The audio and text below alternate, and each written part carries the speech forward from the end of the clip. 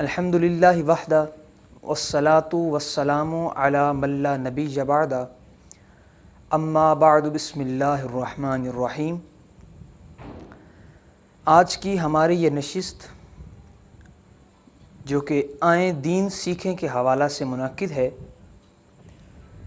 اس سے پہلی نشست میں ہم نے انبیاء اور رسول ان کے درمیان فرق معلوم کیا تھا، اور انبیاء میں اور عام انسانوں میں کیا فرق ہے یہ میں نے آپ کے سامنے بیان کیا۔ آج کی اس نشست میں انبیاء کے علم کے حوالہ سے کہ انبیاء کا علم یہ انسانوں جیسا ہے یا انسانوں سے اعلیٰ ہے۔ تو سب سے پہلے جو ایک اعتراض ہوتا ہے کہ انبیاء کو علم غیب ہے یا نہیں، تو اس بات کی وضاحت کرتا چلوں۔ سب سے پہلے تو غیب کہتے کسے ہیں؟ جو چیز آنکھوں سے اوجھل ہو، یعنی جو چیز آنکھوں کے سامنے نہ ہو، اس کو غیب کہا جاتا ہے، اور اس کے بارے میں جاننا یہ علم غیب ہے۔ اب بعض لوگ اعتراض کرتے ہیں کہ انبیاء کو علم غیب نہیں، نعوذ باللہ، انبیاء کو علم غیب نہیں۔ تو اس پر بہت ہمارے اکابرین نے بہت بڑی بڑی کتابیں لکھیں، دلائل دیے، لیکن میں ایک سادہ سی اور چھوٹی سی بات کروں گا کہ اللہ رب العزت، اب ہم نے اسے دیکھا تو نہیں، اس کا مطلب اللہ غیب میں ہے، ہم نے اسے دیکھا تو نہیں، لیکن ہمیں کس طرح پتہ لگا کہ اللہ رب العزت ہے؟ وہ ہمیں انبیاء نے بتایا، وہ ہمیں حضور علیہ الصلاۃ والتسلیم نے بتایا کہ اللہ ایک ہے، اس کے سوا کوئی عبادت کے لائق نہیں۔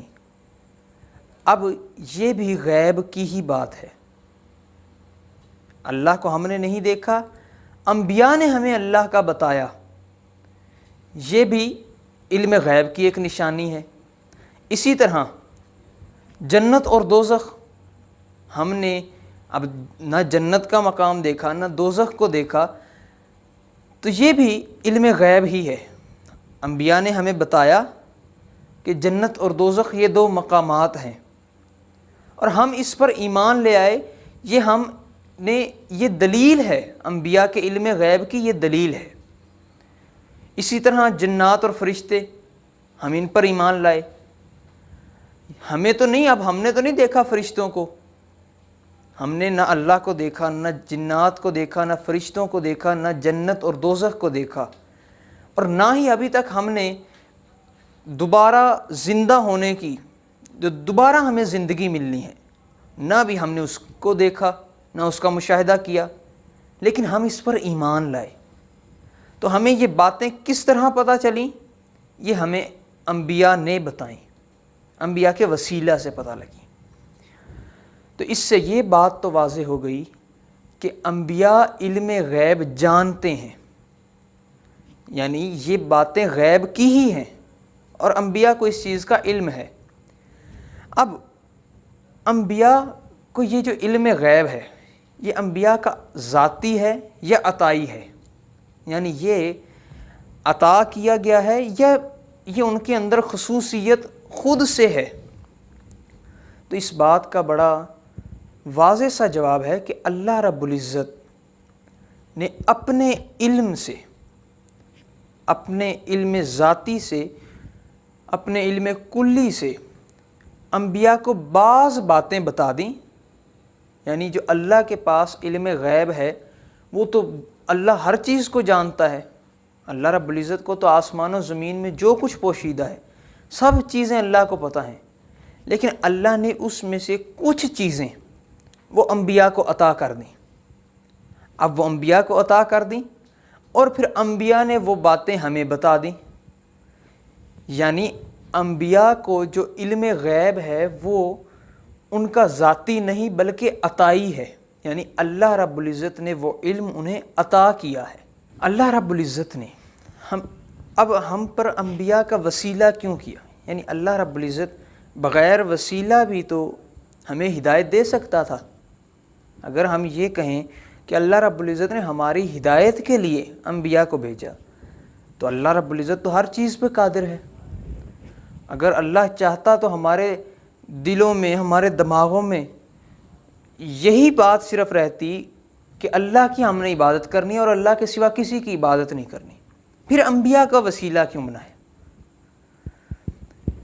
یہ ایسے ہے جیسے آپ ایک خط لکھیں، آپ ایک یہاں سے خط لکھتے ہیں کہ ساہیوال سے لاہور کا خط۔ اب اس خط کے لیے 3 چیزوں کا ہونا ضروری ہے۔ نمبر 1، اس کے لیے خط کے لیے کوئی بھیجنے والا ہونا چاہیے، یعنی جو خط کو بھیجے۔ اور دوسری چیز، اس خط کے اندر جو چیزیں لکھی ہیں، یعنی ایک صفحہ ہے، اس پہ آپ کچھ لکھتے ہیں پھر ہی بھیجتے ہیں۔ اب خالی صفحہ تو نہیں نا بھیج دیتے کسی کو۔ تو یہ چیز، خالی میسیج تو جدید دور کی بات کریں، اب خالی میسیج تو نہیں نا انسان بھیج دیتا، کوئی اس کے اندر چیزیں لکھی ہوتی ہیں، اب وہ لکھا ہونا ضروری ہے۔ تیسری چیز، جس کو خط بھیجا جا رہا ہے، وہاں کوئی شخص کا ہونا ضروری ہے۔ اب اسی طرح اللہ رب العزت نے، اب اللہ رب العزت ہے بھیجنے والا، انبیاء ہیں آنے والے، اور جن پر آئے وہ یہ بندے ہیں۔ یعنی اللہ ہے بھیجنے والا، اور جن کو بھیجا گیا وہ ہیں انبیاء، اور جن پر آئے وہ ہم امتی، ہم مخلوق اللہ کی۔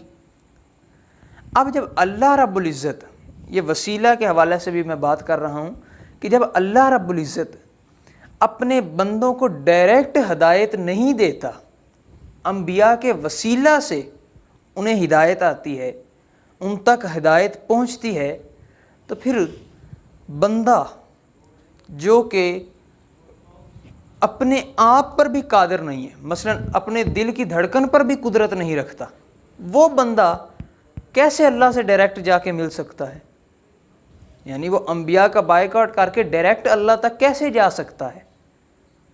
آپ بغیر سیڑھی کے چھت پر کیسے جا سکتے ہیں؟ تو یہ وسیلہ کے حوالہ سے بھی کہ اللہ رب العزت نے انبیاء کو ہماری ہدایت کے لیے بھیجا، اور یہ بتانے کے لیے کہ ہم اللہ تک ڈائریکٹ نہیں پہنچ سکتے، انبیاء کا وسیلہ ضروری ہے۔ اور اسی طرح آخری بات کہ اللہ رب العزت کی بارگاہ میں انبیاء کا کیا مقام ہے، اللہ کی بارگاہ میں انبیاء کا مرتبہ کیا ہے؟ انبیاء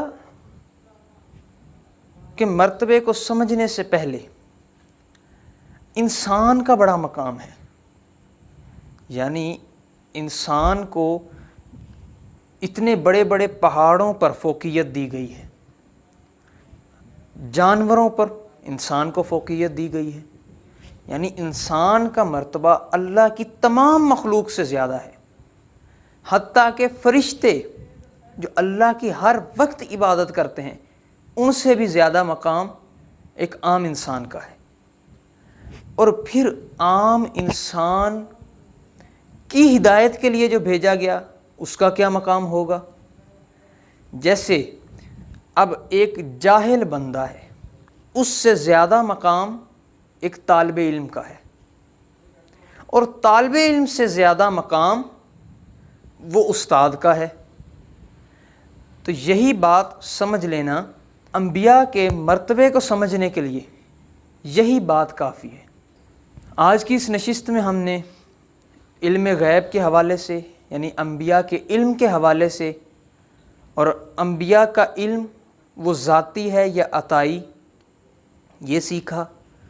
دوسری بات جو ہم نے کہ انبیاء کی ضرورت کیوں تھی، اللہ نے انبیاء کا وسیلہ کیوں دیا، اللہ نے انبیاء کا وسیلہ کیوں بنایا۔